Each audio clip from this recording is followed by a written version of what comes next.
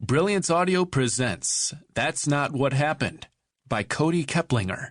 Performed by Whitney Dykehouse, Megan Tusing, Elle Marie Guerra, Carly Robbins, Ron Butler, and Scott Lang. I wake up every morning with death on my mind. Most of the time, it's this steady existential hum, easy to drown out with a little bit of effort and daily medication.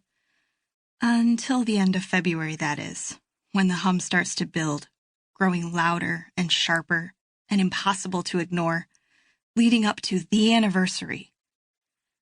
On that day, it's a thudding bass, a violently crashing crescendo pounding through my skull. This year, the third anniversary of the shooting, was no different. I didn't get up until a little after 11, and even then I was exhausted from a night of awful dreams. There was already a chain of text messages on my phone. Beware the Ides of March.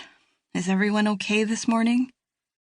This was from Ashley Chambers, who was always the first to check in.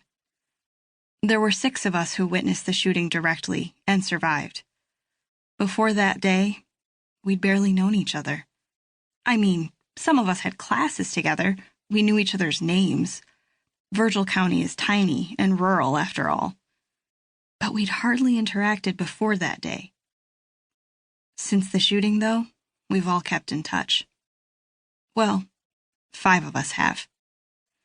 Eden Martinez and Denny Lucas had already replied. I'm all right. I hope everyone else is okay today. And, okay over here. Take care today. I typed out my own response. Still here. Glad to have you guys. Before scrolling to the top of the chain and looking at the names of the recipients. I knew the ones I'd see there, and the one I wouldn't. But its absence still made my stomach twist with guilt. I put the phone aside and pulled on a hoodie and some jeans. I couldn't eat anything. Not that day. I knew if I did, it'd just come back up. I'd learned that the hard way on the first anniversary, and then again on the second. So I went ahead and brushed my teeth and washed my face. When I was done, I walked into the living room, and through the front window, saw a boy sitting on my porch steps. He was hunched over, his back to me. Dark auburn curls poked out from under his black beanie. I opened the front door, but he didn't turn to look at me. Hey, creeper, I said. How long have you been waiting? Miles Mason looked up at me then, with his half-closed hazel eyes that always make him look sleepy. Only a few minutes, he said. Or mumbled. Miles almost always mumbles. You probably saw the one and only TV interview he did after the shooting, where the reporter had to keep asking him to speak up. Just texting everyone back. We're picking up Denny, right? I nodded, and he stood up, following me down the steps to my truck.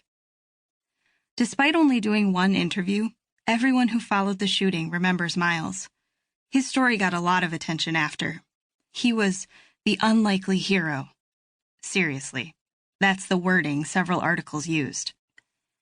As the stories told it, he'd thrown himself on top of another student who'd already been injured, shielding her from any more bullets.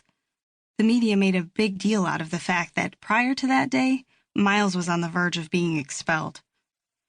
In the words of his grandmother, he was a bit of a troublemaker. In the words of one national publication, he was the sort of young man you might expect to be pulling the trigger, not protecting his peers. I'm not even kidding. That's a direct quote from some journalist who thought it was an okay thing to say, only 2 days after this 15-year-old had survived a nightmare. Miles has never liked talking about any of that, though, not even with me. I unlocked the truck and we both climbed in. We didn't turn on the radio. We just listened to the white noise of the engine as we rolled down the empty streets of our neighborhood. It was midday. Everyone was either at work or school. Normally, I would have been a fidgety, nervous wreck about skipping classes. I would have been paranoid about someone seeing my truck and telling my mom. Unlike Miles, I've never been much of a rule breaker.